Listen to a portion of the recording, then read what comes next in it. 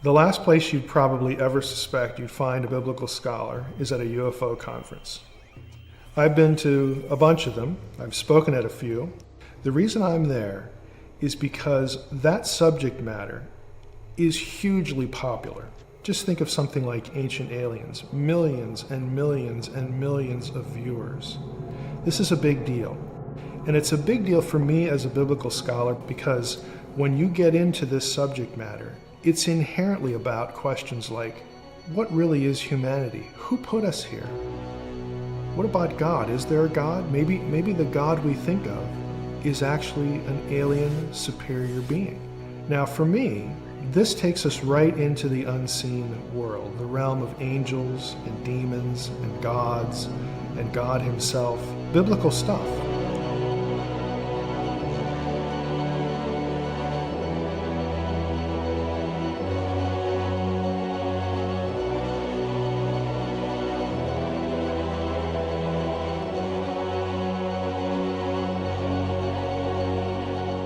I see a great intersection, a significant intersection between this kind of content and biblical theology.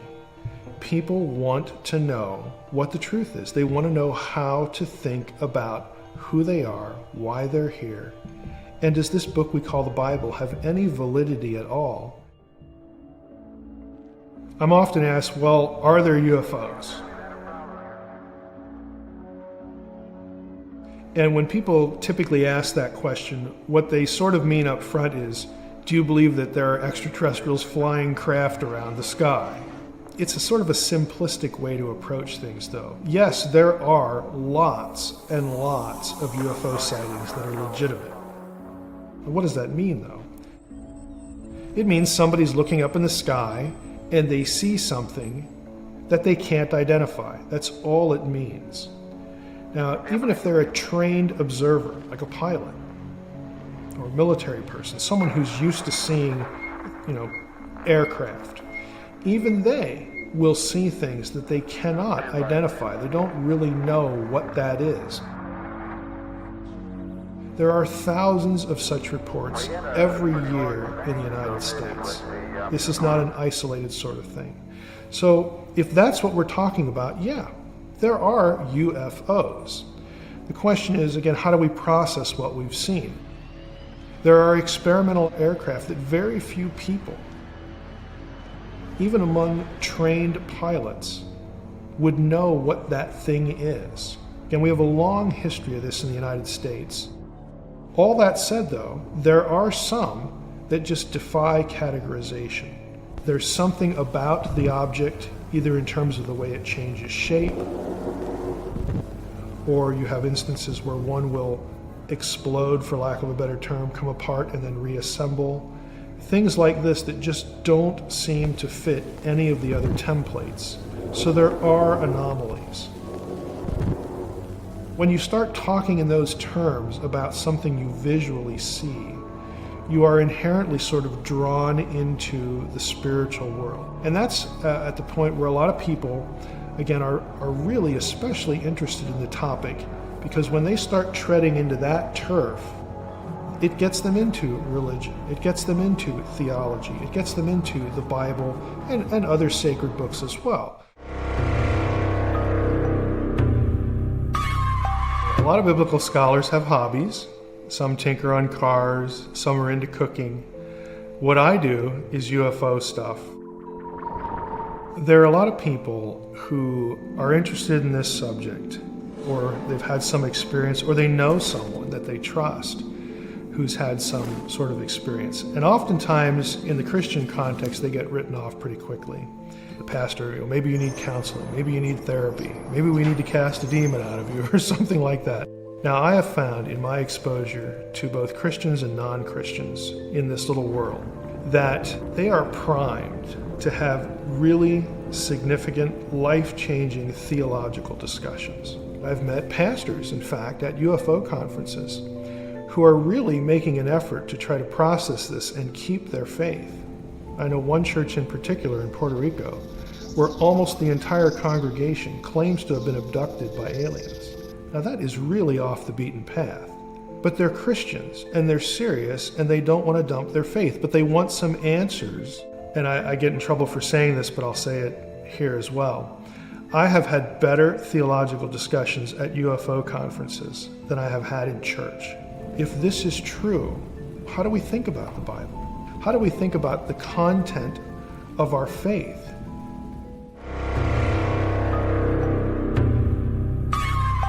I've never had an unusual experience on my own, but for me it was the 1997 Roswell Conference. Obviously in Roswell, New Mexico, a very famous UFO case, and I had done a good bit of reading about that, and one day I was listening to the CNN broadcast of an Air Force debriefing, and there was a reporter at the conference who had apparently read a good bit of information about the event, and he asked the Air Force colonel, a guy named Colonel Haynes, about something in the report. And the question was, well, Colonel Haynes, in the report, you and the Air Force say that the bodies that witnesses claim to have seen in this crashed UFO at Roswell in 1947 were actually crash dummies that the Air Force used. And of course, the colonel acknowledged that. And then the reporter said, well, the report itself says that the Air Force only began using these dummies in the early 1950s. So how do we get this disconnect? Because it's several years. What he said was, yes, that is correct. And the reporter said, how does that work? And the colonel actually said, we believe that the witnesses to the Roswell event, we think, have undergone time compression. And when I heard that, I thought exactly what the reporter said. What's that? What is time compression? And the colonel answered, well, we think that the witnesses are retelling a story that actually happened in the 50s, but they're remembering it as happening in 1947. Now we're sitting at Roswell, if I'm the reporter, I'm listening to an event, a conference about an event. This is an anniversary event, in fact, the 50th anniversary of the event. And everybody can do the math. There were not just 2 or 3 witnesses to the Roswell event. There were hundreds of primary witnesses, people in those people's families, again, who heard about the story. It was printed in the Roswell Daily Record, July 2nd, 1947. It got picked up by newspapers in 1947, the same week, across the country. But somehow this guy's saying, no, it was really in the 50s. And as soon as I heard that, I thought, somebody somewhere in the military, in the government, in this sort of need-to-know world, somebody somewhere wants this myth to live. Because that's all that this press conference is doing. It's feeding into the mythology of a government cover-up, and the cover story is aliens. Because the answer that the colonel gave was so ridiculous and so easily falsified that I couldn't believe what I was hearing. And so that sort of took me from a casual reader, somebody with a sustained but casual interest, into a person that thought, I need to do some research here, because there's something about this case, there's something about this subject, there's more than meets the eye here. Somebody wants this myth to live, and I wanted to know why.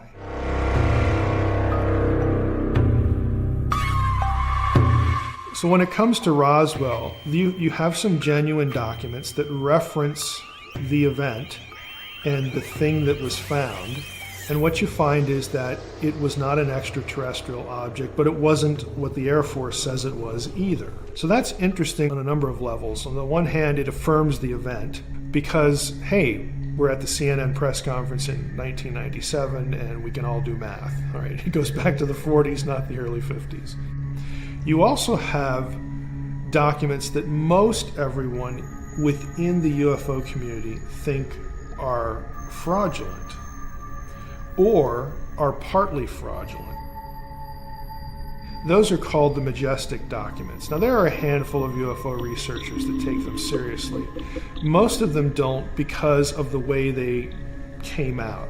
It was literally microfilm showing up in a journalist's mailbox. And here you have a whole slew of documents. And it happened more than once.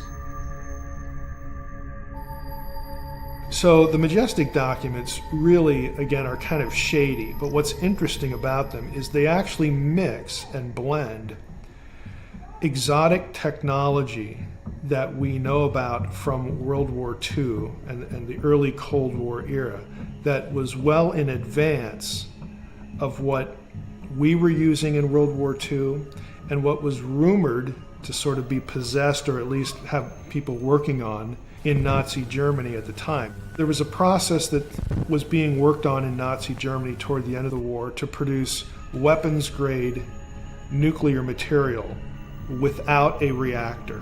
It was a photochemical process. And that was sort of considered quasi-mythical, but documentation has come out that, yeah, they knew how to do this. And there are parts of that process that show up in the majestic documents.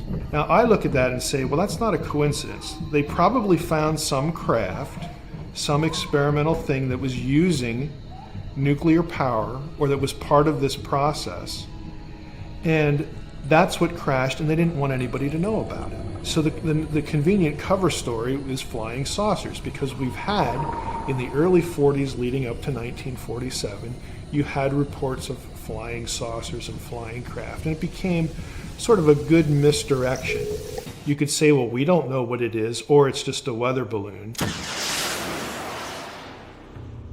And you could think, well, I wonder if the Russians, figured this out, or if there's somebody working for us that figured it out. We don't even know among ourselves what's going on here. But eventually, the people in the know find it useful to create the confusion and to sort of have the myth live. And the alien story becomes a very convenient misdirection.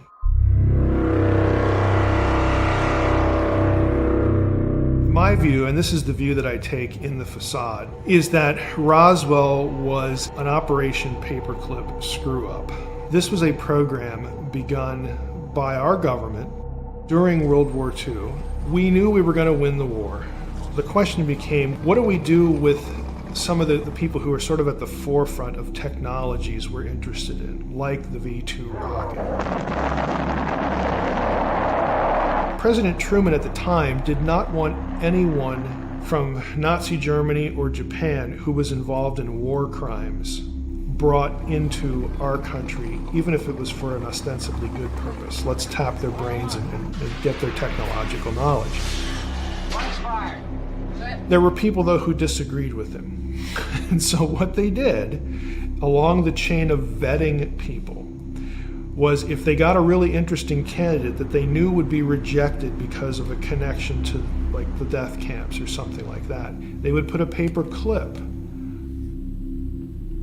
on that person's file. And that was a signal to the next person down the line to pull that file, give that guy a new history, clean up his record, and then pass it on. Now, we got over 700 Nazi scientists into the country working for us in this project.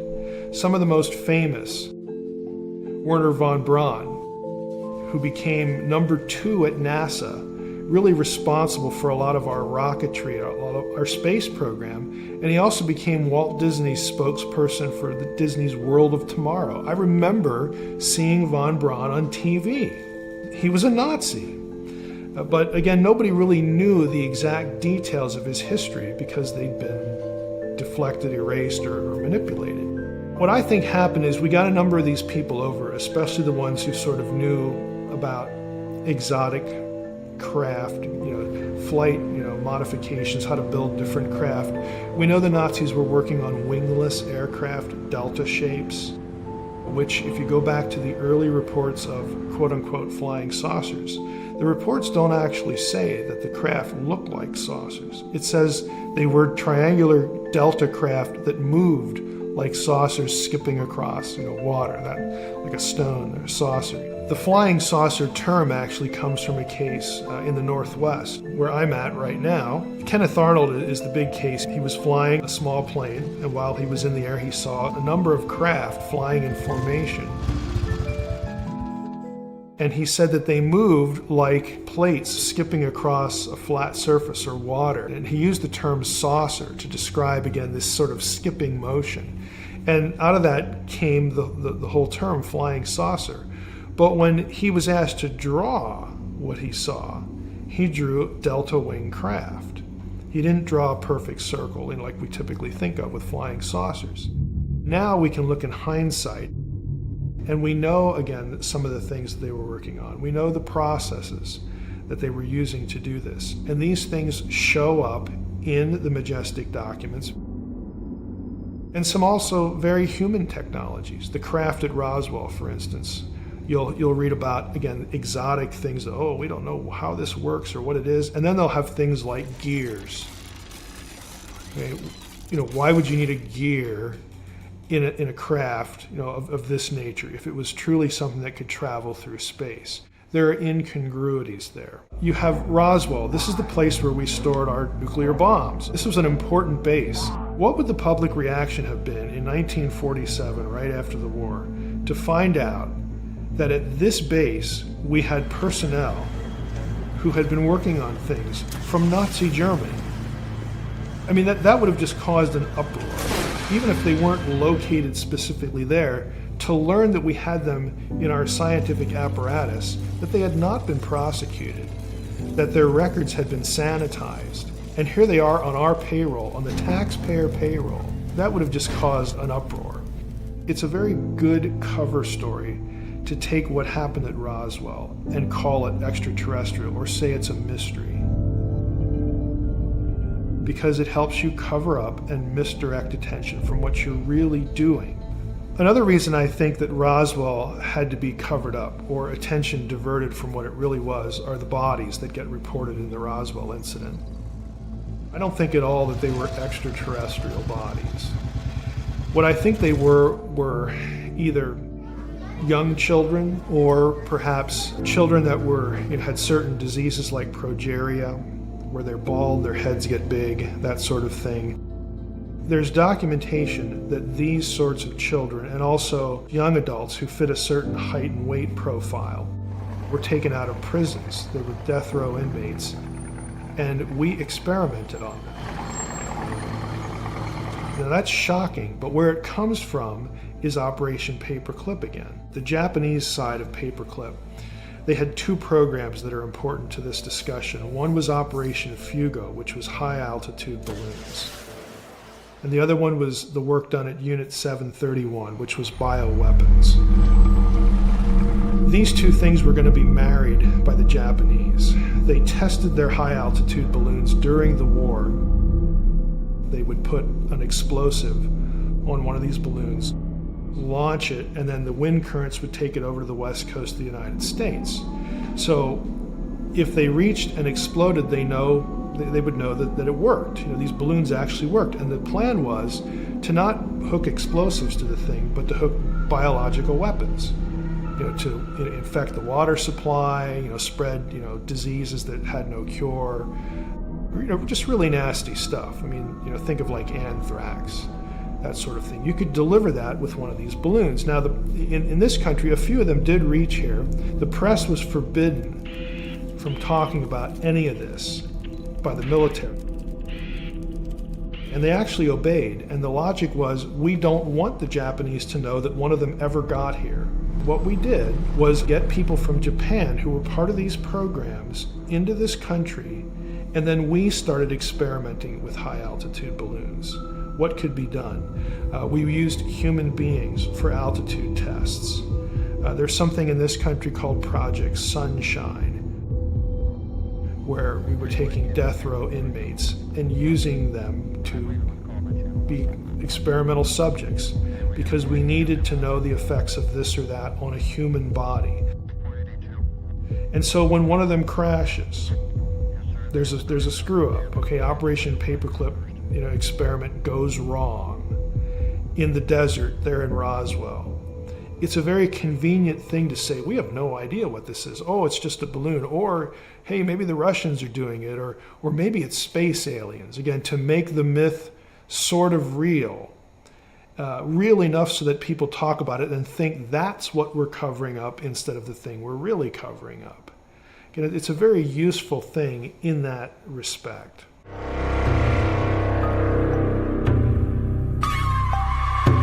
One of the things that you'll run into if you spend any serious time reading about UFOs is something that ufologists call the contactee movement or contactee literature. These are people's stories when they claim to have been abducted by aliens or they claim to have met alien beings. And what's interesting to me as a theologian and as a biblical scholar is the messaging. There are a number of people in the field. They would attribute it to very human causes and brainwashing techniques. Okay? People abused in various ways and various reasons and given screen memories, something to remember in place of this. And this is a very weird, vast field that has deep roots in some very esoteric subjects that sound like they can't be real, okay, like mind control, MK Ultra. To me, it's not a coincidence that the same people who are in the paperwork at the congressional hearing on MK Ultra in the 70s, their names show up in alien abduction narratives. This was a program that grew out of CIA and a few other government agency efforts to produce drugs for different purposes. It really began in the pursuit of a truth serum, believe it or not. In the 50s, there was a lot of effort put into, can we come up with a drug that forces people to tell the truth? And if we can do that, can we use that and take that drug and experiment on our own people to build up a resistance in case they're ever captured? Well, part of that research, people discovered that when you traumatize an individual, the natural coping mechanism of the brain will dissociate. And we all experience dissociation in our own lives in very minor ways. You're driving down the road, it's a fairly long trip, you get to your destination, you can't quite remember how you got there, but you know you're there. Okay, your mind went somewhere else. Well, the people in this program discovered that you could deliberately do this to people and have part of their mind essentially split off. And then it was ready for programming. You could give it instructions. This used to be called multiple personality disorder. It could either be done deliberately in a lab, or it's what the brain did when the person was like ritually abused or repeatedly abused, all sorts of different contexts. The government decided to explore this area of research, and one of the programs that did that was known as MK Ultra. If you've ever seen the movie Conspiracy Theory with Mel Gibson, he is an MK Ultra victim in the movie. Manchurian Candidate. That is classic MK Ultra mind manipulation, mind transformation, and programming. It's a big theme in a lot of movies.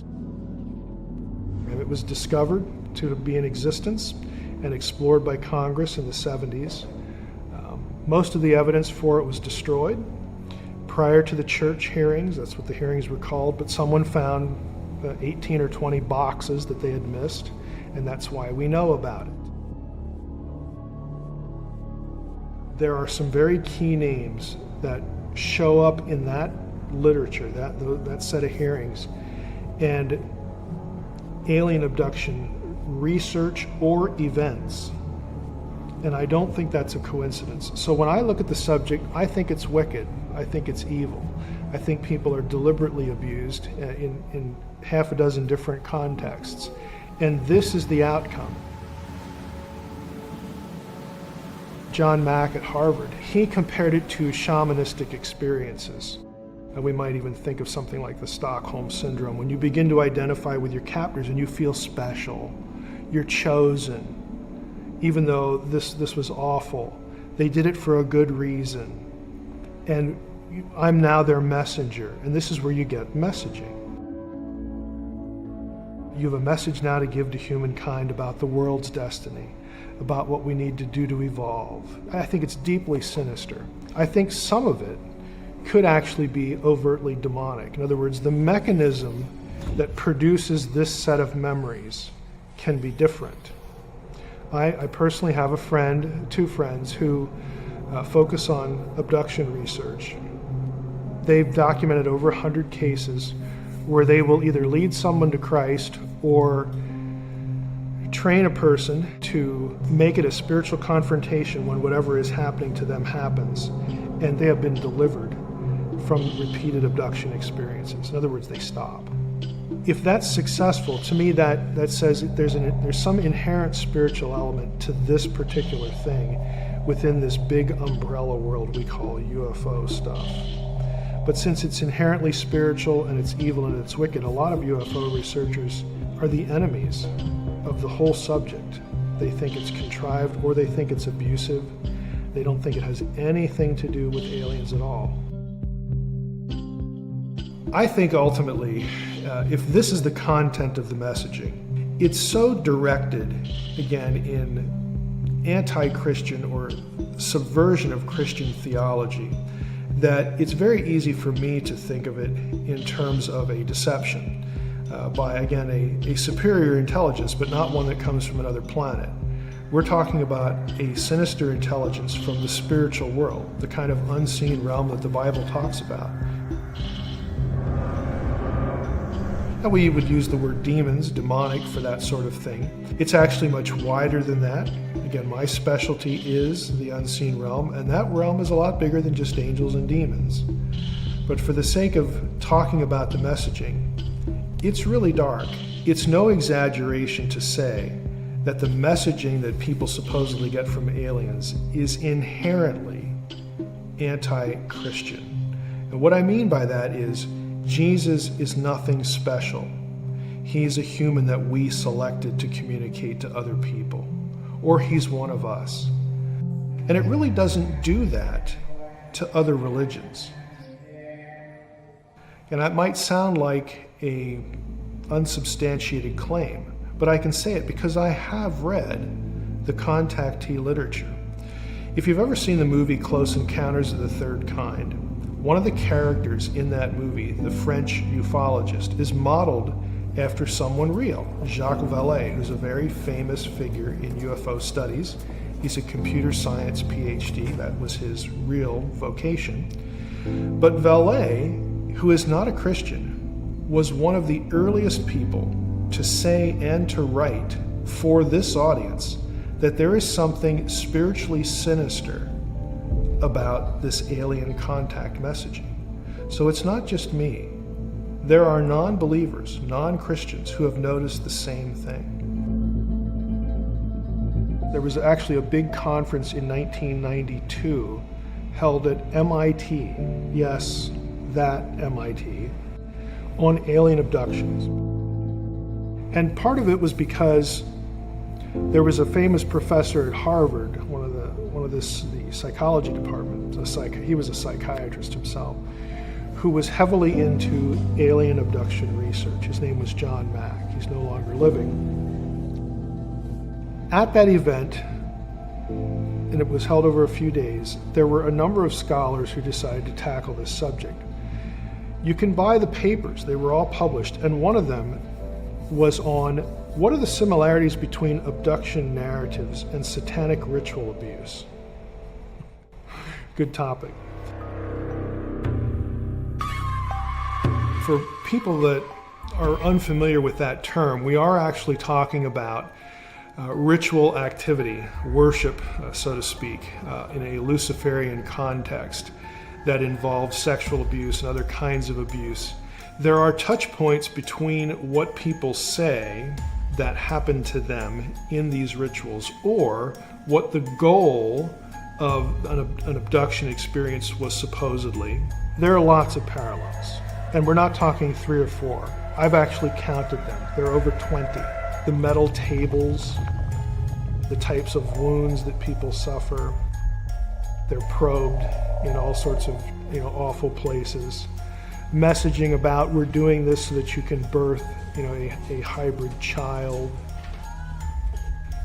Now, the kinds of things you would hear in a satanic ritual abuse situation or any sort of deliberate trauma episode that sort of linked itself to Lucifer or Satan would be, for instance, with children, where children are being sexually abused and the perpetrator might pass themselves off, even in costume, as Jesus, for instance. And so the whole notion is to get the child convinced that God hates them, or that Lucifer is the real God and Jesus is their enemy. With adults, again, it takes on a different sort of flavor, although the messaging can be sort of the same. It can be a little more sophisticated.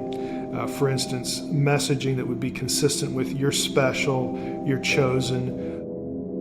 But there's sometimes this spin put on it that even though this is suffering, it's the shamanistic sort of approach, that this event will help tune you in more to the realities of the spiritual world, and that will prep you to take a message that people need to hear.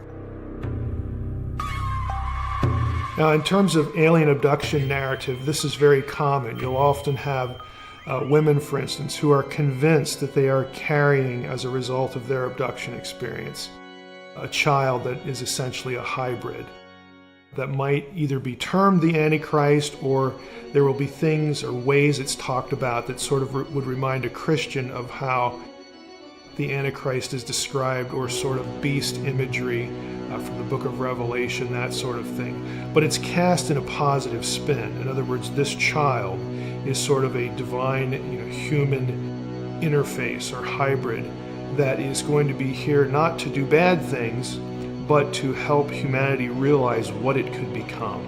You might wonder what connection this sort of thing has to satanic ritual abuse. Sometimes there is a connection, sometimes there's not. Again, people have these experiences and relate narratives, memories, for different reasons. It really, again, in my view, since I don't think that aliens are behind this at all, but I think most cases, the overwhelming number of cases, humans are behind these things. It just depends on what messaging people are given. Sort of what thing do we want you to remember that you will slide that in as your experience, which will hide and obscure and deny what really happened to you. But when the messaging is so dark, and what's done to people, or what people think was done to them, is so sinister, again, that has a very evil feel to it. I do leave the door open, though, to something that I would call direct demonization, where people have an experience where there is some sort of spiritual event, something done to them by a spiritual being, and then this is the way they process it, or the way they could process it. In my mind, the ones that stand out as sort of pretty well, probably, obviously, getting into that territory, demonic in nature, are the ones that really sort of have a reaction to a person who is taught or remembers to sort of interject Jesus into the conversation. When you have something going on and you invoke the name of Christ, for instance, or you speak to the perpetrator in the name of Christ and demand that they stop, or something like that. And again, there are hundreds of these sorts of cases where a victim does this deliberately, intentionally, and not only does the incident stop, but it never repeats.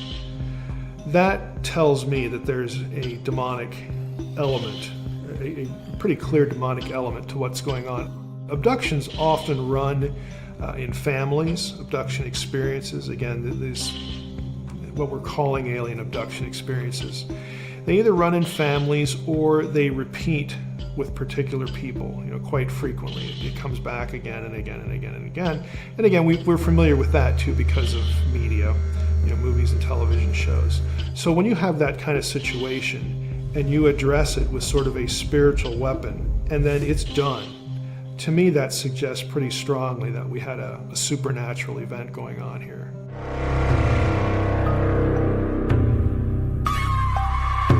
In terms of specific examples as far as contactee messaging that I would view as sinister, something that is spiritual darkness, lurking in the background. In the history of ufology, there have been a couple of very famous contactee episodes. One of them involved a guy named George Adamski. Adamski became very famous in the 50s, and thereafter for supposedly being contacted by an alien presence, visiting Venus and all these different planets, having this or that vision. I call them visions, but he would actually say he went to these places with his alien friends. And his messaging was really nothing more than warmed over Gnosticism, that the aliens were telling him, every human has the light of God, or the light of the supernatural realm in them, and they just need to remember sort of who they are. They need to be enlightened. Very typical Gnostic messaging about the salvation of humanity being from within and recognizing their own divinity. Gnosticism was an ancient, and still is, belief system that was a strong competitor to the early church because it used biblical language, it used Jesus stuff as part of its presentation of what salvation meant and what the nature of the world was. The short version of Gnosticism is that there's the true God in most remote history, and he took of himself to create other eons. These eons were entities, and one of these eons transgressed the will of the supreme deity, the true God, as Gnostics would like to say. But one of these eons transgressed and decided, well, I want to create a being sort of like me, like my maker did. And that being, Sophia, creates a being that is evil and sinister. And that is the being that creates humankind. That is the God of the Bible. He's a bad guy in Gnosticism. And the good guy in the Gnostic story is the serpent, because the serpent is the one who comes to humans and says, hey, you people don't really realize what's going on here. Did God really say, did your maker really say, again, the bad guy, this or that? And so the serpent is viewed as trying to enlighten humans to the nature of who they are. There's a little spark of divinity in them because of where they came from. And it's a very old system. It's very self-oriented in terms of salvation. Salvation is not about taking care of a sin problem. It's about becoming personally enlightened to your own divinity. And you can see this kind of messaging in a number of contactee episodes in the history of UFO studies. I think the reason why we get a similarity here, or an overlap, between alleged ET messaging and Gnosticism is that there is a good part of the whole alien thing, the alien subject matter, that is inherently spiritual. Again, this is a wide, far-ranging kind of subject, and at least part of it is really about, apparently, spiritual messaging. And who's going to be interested in spiritual messaging except spiritual beings? Okay, so you have competitors to God who have their own kind of message to direct humanity away from the truth. And it's very convenient, again, to use a certain set of ideas, but here we are in the 20th century, okay, with these contactee events. And so I view this part of ufology as really nothing more than intelligent, demonic beings using old lies and repackaging them for a 20th and 21st century audience. What to a 20th and 21st century person would be godlike? An extraterrestrial. It's very simple.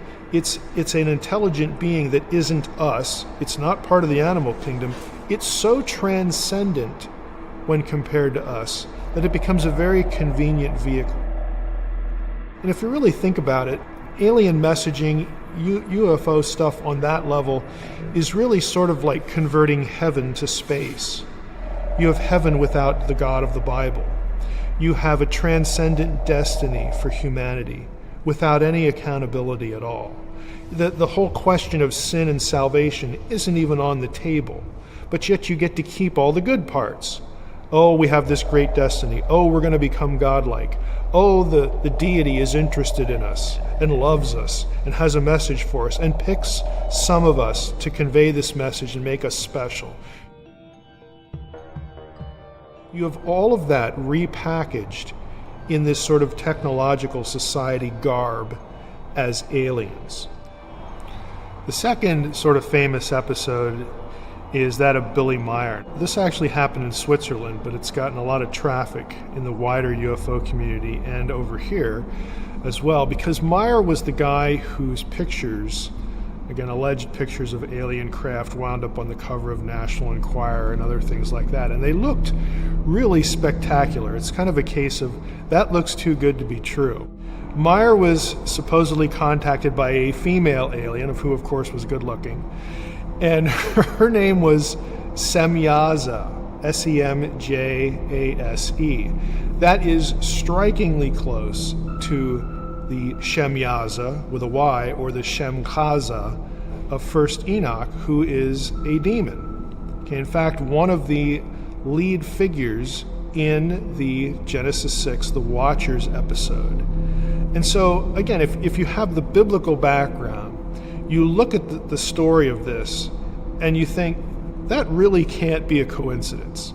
I mean, that you would have this, either he made it all up and he picked a really bad name. That's going to telegraph, again, sort of a demonic messaging. It's easy to read the narrative of Genesis 6 when you have this sort of thing in your head as being kind of an ancient incident of the same sort of thing. And there are these touch points, especially, again, with sort of the outcomes. Enoch's retelling of that story, instead of saying sons of God, he will often use the term watcher. Now that word does find its way into the Bible itself in Daniel. It occurs 3 or 4 times in Daniel chapter 4. It just refers to watchful ones, or possibly those who don't sleep. There are good ones and then there are rebellious ones. Good ones are in Daniel 4. A watcher and a holy one comes down and tells Nebuchadnezzar, hey, you're going to go crazy for a while. And we actually find out in that chapter that this punishment on you for your pride is, quote, by the decree of the watchers, plural, in verse 13. Now, a few verses later, it's also referred to as the decree of the Most High. So it's not like you got a bunch of angelic beings running around saying, hey, let's just go down and tell Nebuchadnezzar that's going to happen to him, and we get to call the shots. We have to look at Genesis 6 pretty carefully. It's very easy to read that passage against this backdrop. And I think if there is sort of a common denominator, it is the idea of quote-unquote gods or spiritual beings raising up maybe a population or a people group, a group of elites might be the best way to say it, that will somehow be the great civilizers. And in the alien abduction narrative case, you have, again, chosen individuals to bring alien-human hybrids into the world, and that's going to be the thing, the catalyst that takes humanity from where it is now to its ultimate destiny of transcending being human, being something more than human. And in Meier's case, and in Adamski as well, there would be additional claims of Jesus was one of us. And you bring Jesus into the conversation and, oh, he was one of them. Well, that explains the Bible, doesn't it? That explains why Jesus could do all this amazing stuff. And I don't want to reject them, because then I'm rejecting Jesus. Again, throwing him into the conversation that what Jesus was really here to do is to, unfortunately to quote Ben-Hur, okay, to convince us that there is a spark of God in every man. And they are here to help us realize that, to awaken us to our own enlightenment. Again, either Meier made this up and picked a really unfortunate name that, again, people who are familiar with ancient texts are going to sort of pull out, or he was met by an entity who took this name, and again, that's very suggestive of something sinister.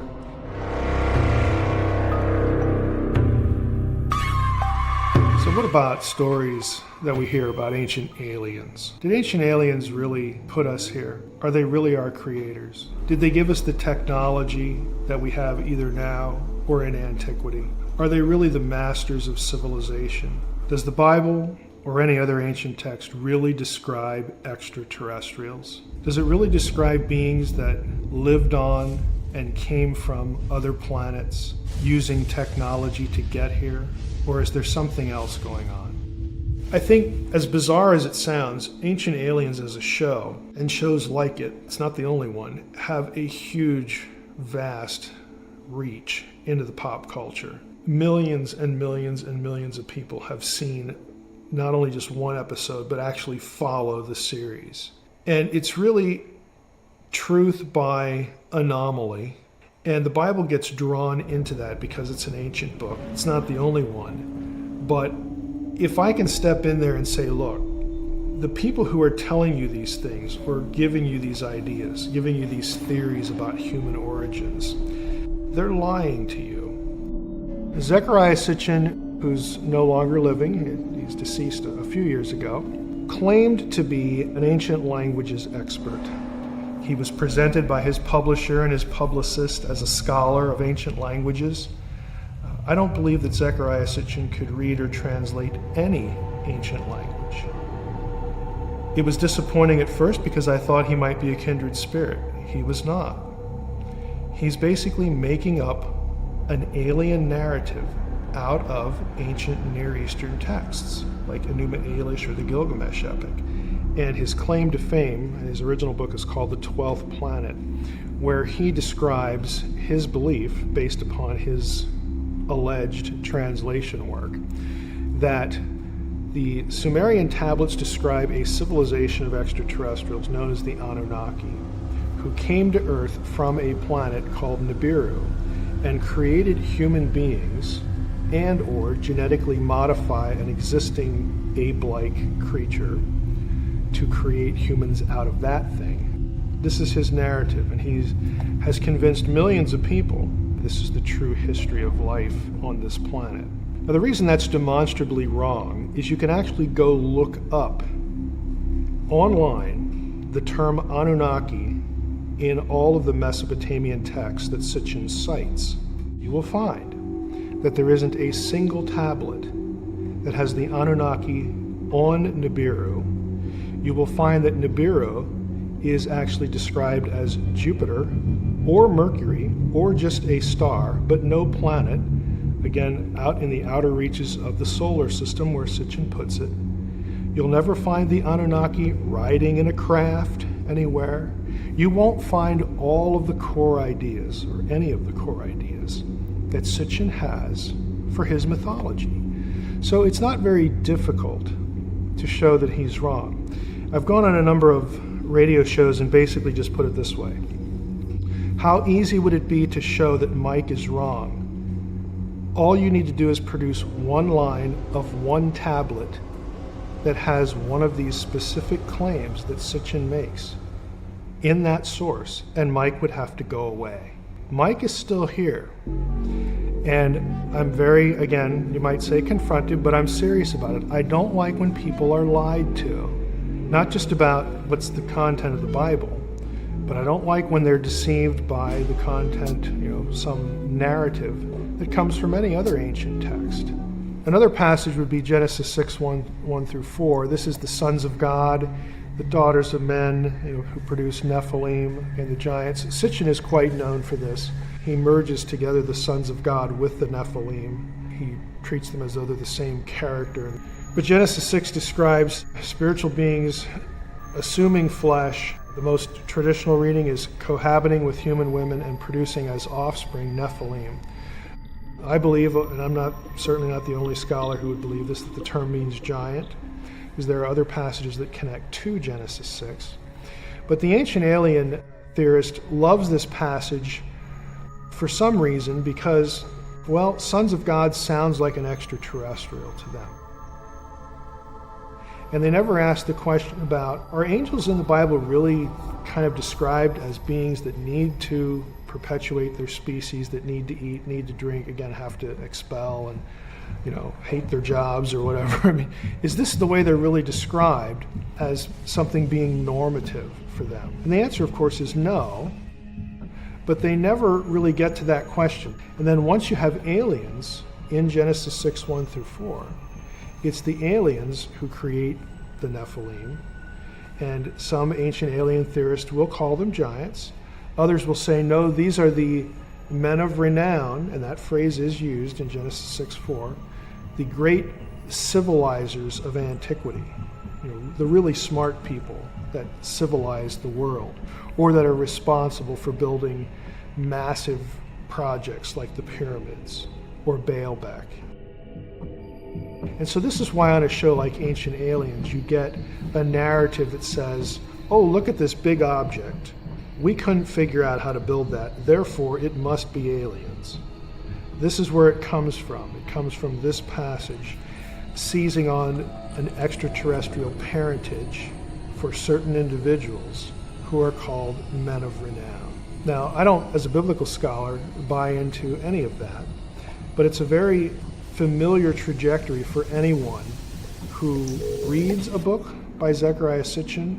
They're going to get sort of sucked into this world, and they're going to run across this narrative at some point.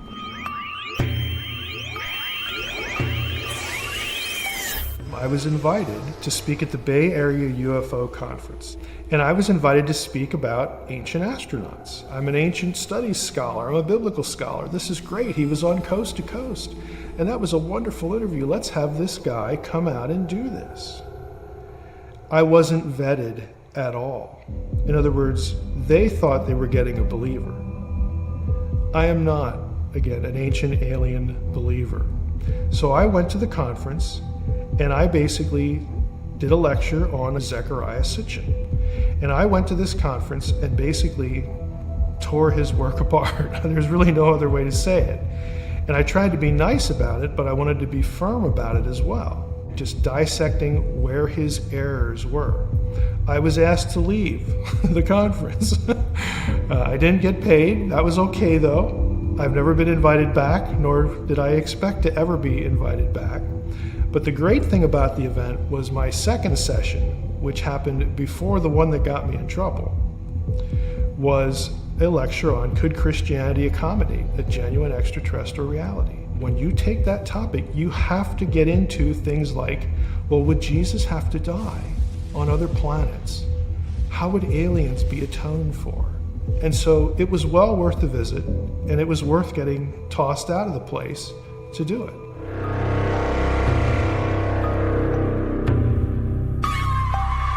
Because of the way most Christians have been taught to think about demons, there's angels, there's demons, and then there's God, and that's pretty much the spiritual world. It creates some confusion when you listen to some of the things I've been saying.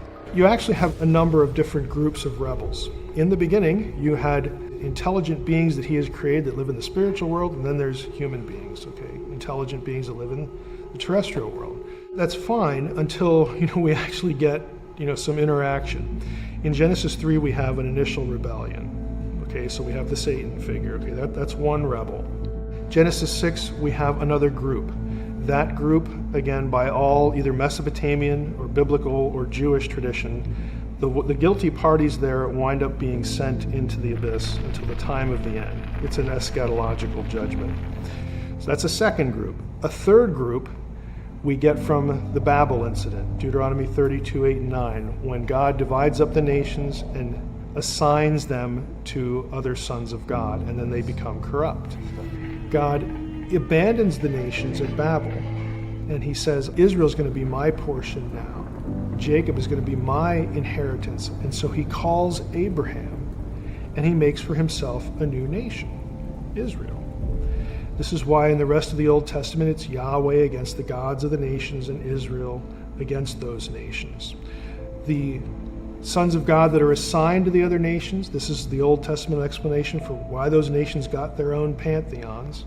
We read in Psalm 82 that they have become corrupt. At some point in their history, they fail. They don't rule the nations the way God wants them ruled. Now those guys aren't bound. They're not in prison. The Genesis 6 ones are. What about demons? Just using that word demon. If you asked a first century Jew, hey, where do demons come from? They would have an immediate answer. If you ask a Christian now, they would say, I don't know because the Bible doesn't tell me. It's actually not the case. A Jew would say, well, sure, we know where demons come from. They're the disembodied spirits of dead Nephilim. And that sounds very bizarre to our ear. That's not what you hear in church. It's not what you hear in seminary either. But there are hints of it in the Old Testament. Isaiah 14, Isaiah 26, Job 26, verse 5.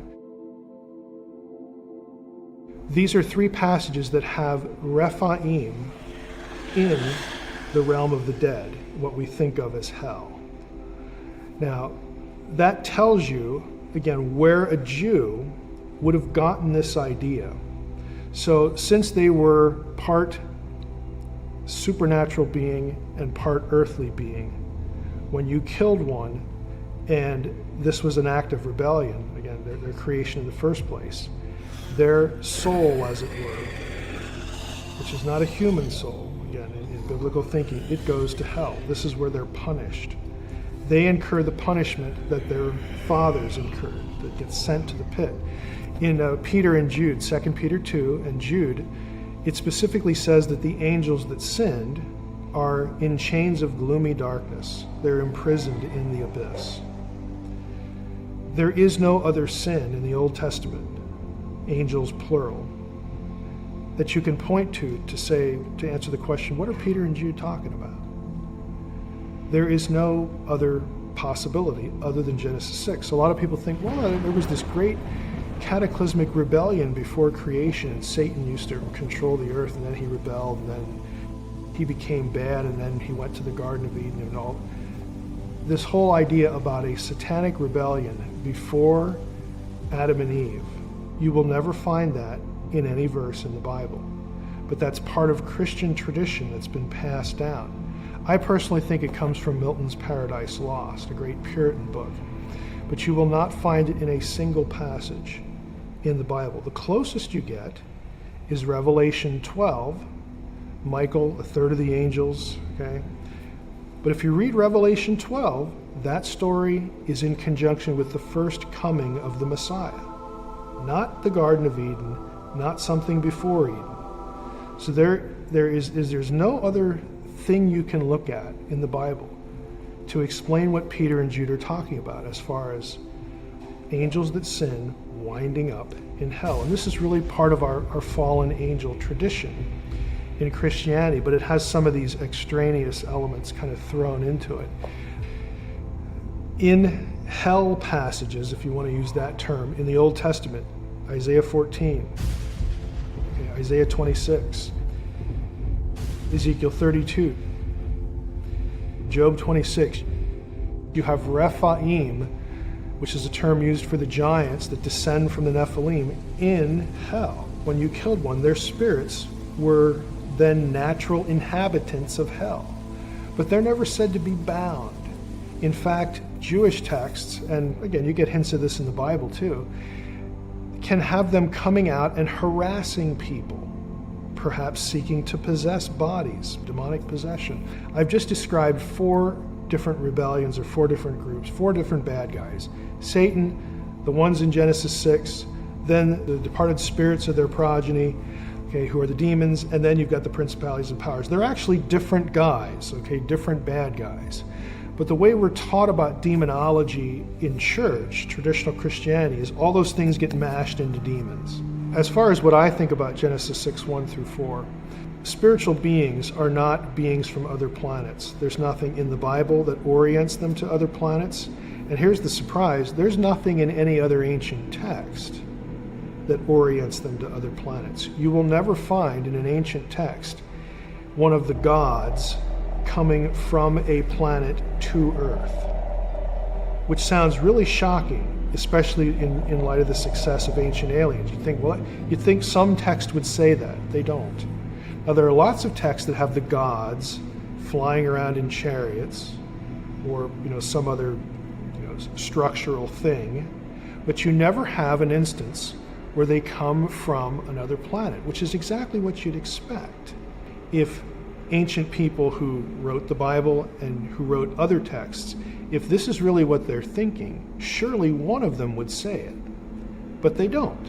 One of the things that always comes up in this discussion is Ezekiel 1. People will ask, well, Mike, how can you say this about the Bible? Surely Ezekiel 1, this famous bizarre vision that often gets portrayed in science fiction movies as a spacecraft, surely that must be a spacecraft.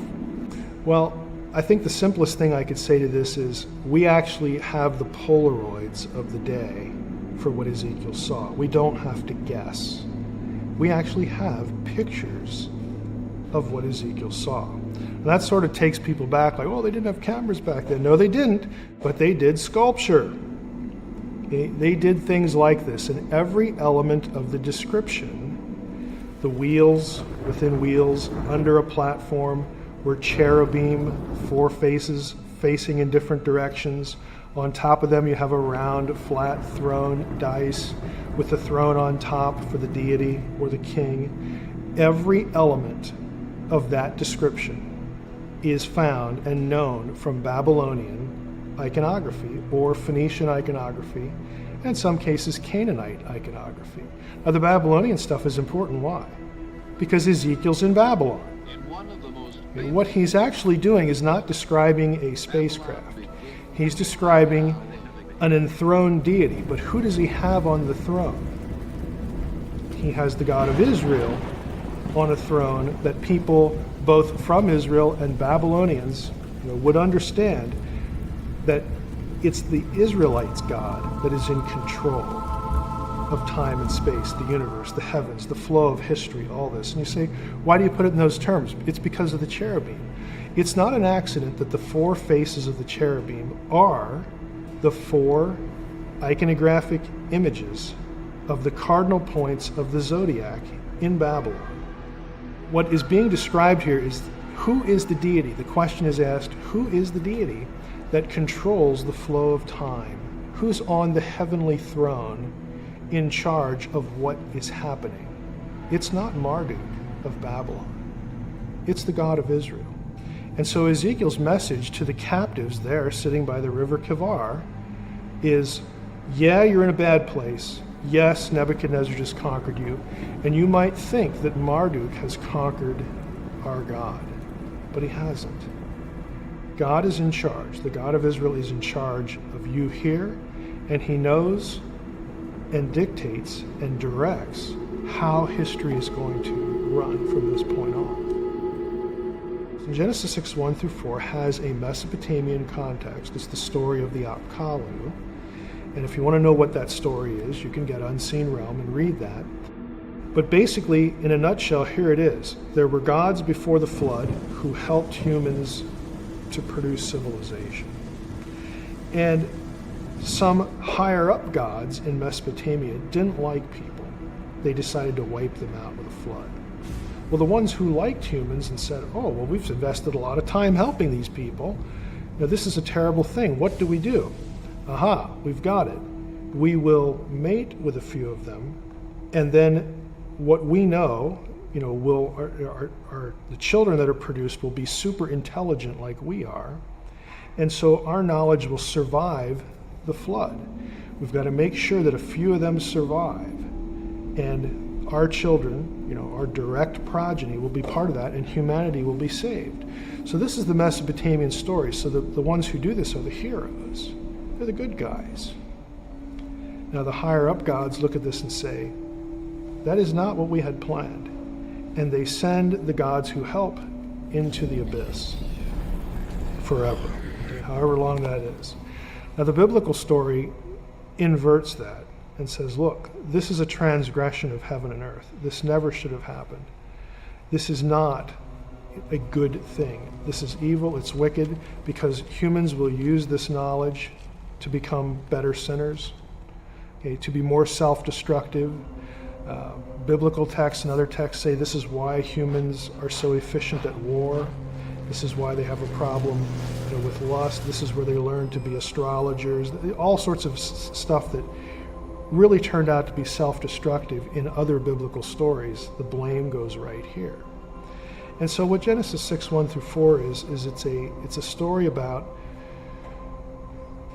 both human and divine rebellion against the boundaries that God has established, and the destruction that results from not staying where you belong and trying to become godlike and thinking that you know better than God. So at every point, the biblical version of this kind of inverts the Mesopotamian version of this. So to summarize Genesis 6, 1 through 4, the most, if I can call it this, the most traditional supernaturalist reading of the passage is you have divine beings who can presume, create, and take on bodies. Okay? And when they show up in flesh, as they often do in other passages, flesh can do what flesh does. And they deliberately try to raise up their own populations, either thinking that, well, they could do better, because the world is just in a bad place in Genesis 6, verse 5. Whatever their motivations might have been, ancient texts outside the Bible vary on this. But they're the ones who produce the Nephilim, who are these giants. Now, in the biblical story, it's this act, it's this incident that is the explanation for the giant clans that try to wipe out Israel later. In the book of Numbers 13:33, Moses and Joshua run into the Anakim. And it says explicitly in that verse, the Anakim are from the Nephilim. The Anakim were also known as Rephaim and Amim and Zamzum. There's a whole bunch of names for them. In other texts, we find that when you killed one of these, their disembodied spirit is a resident of hell. Okay, so you have a demonic connection to them that is traceable all the way back to this incident. One of the reasons why a lot of Christians are troubled by the idea of whether there could really be aliens or not, either in the past or in the present, is that, well, the Bible doesn't describe them, the Bible doesn't mention them, and so that becomes an argument against the idea, so that if they showed up, ooh, that troubles us, there goes our Bible out the window, because the Bible never said anything about that. So they'll take a stand that it can't be true because of absence in the Bible. Well, if you really think about it, that's a pretty poor argument, because the Bible doesn't mention a lot of things that we know are real, like cars or microwaves or toilet paper, okay? There are lots of things that aren't in the Bible that we just know are real.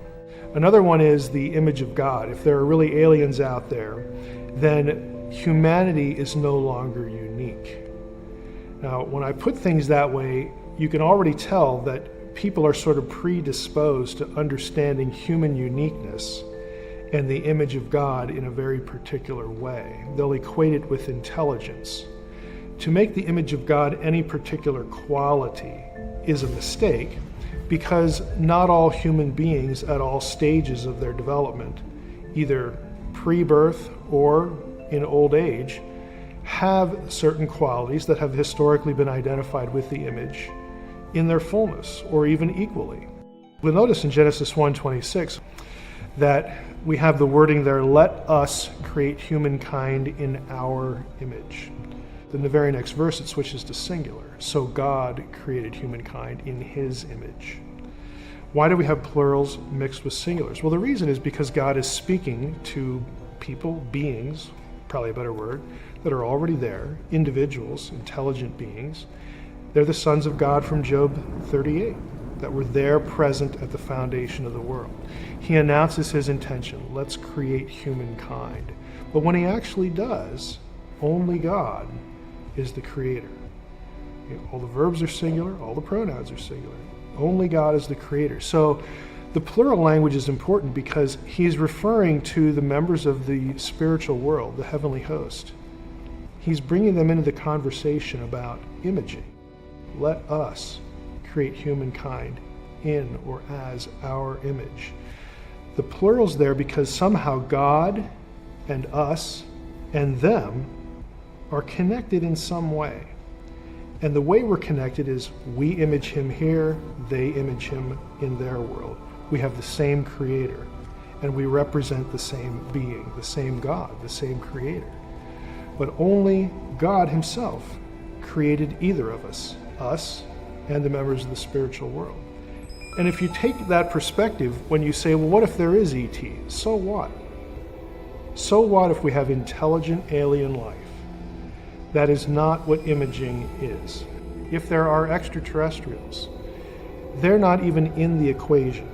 They're not even in the picture in Genesis 1. They would be created beings in biblical thinking, but they're not imagers. They're not members of the heavenly host. They're not humans. They are just intelligent beings that exist somewhere else that God happened to make. God doesn't have to tell us everything he does, everything he did or will do. And we're back to the whole, it's not in the Bible, so it can't be real kind of argument, which again is flawed.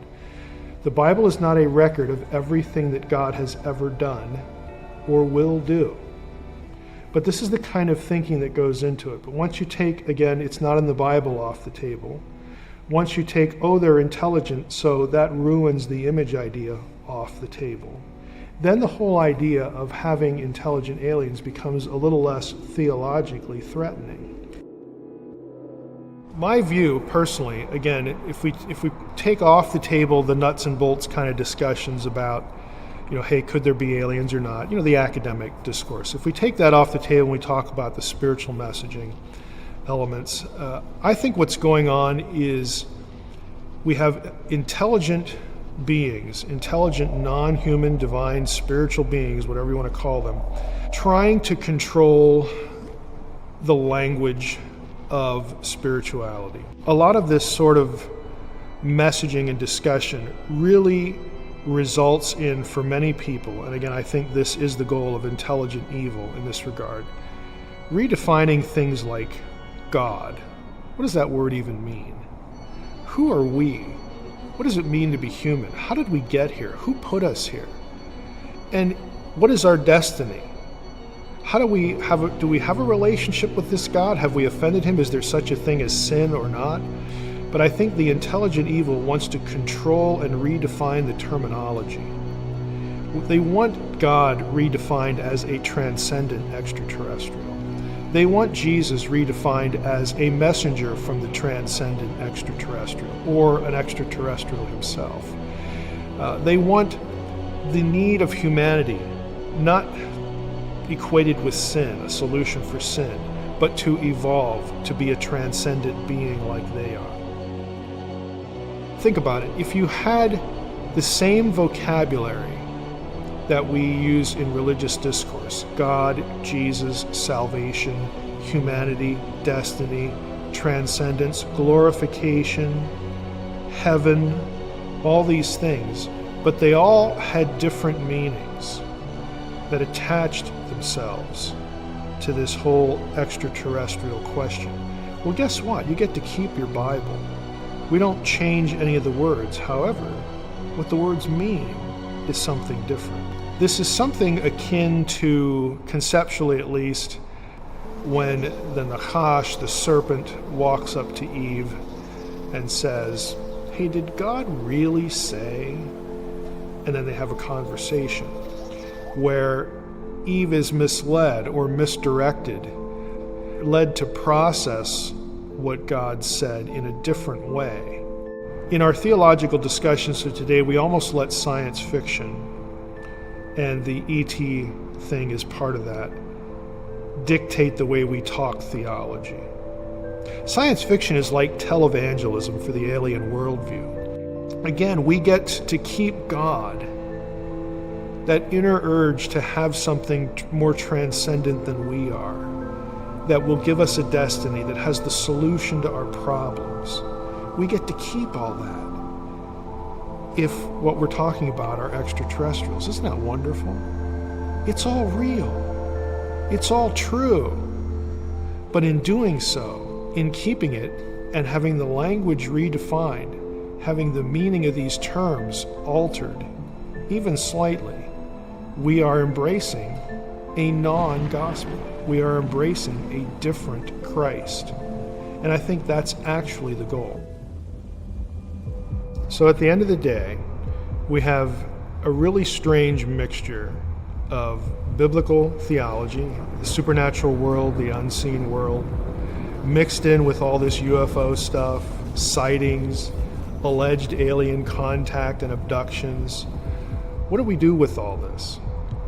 How do we process it? I really do think processing is the key. And what I mean by that is we need to be honest. The world is a lot stranger than what we think it is.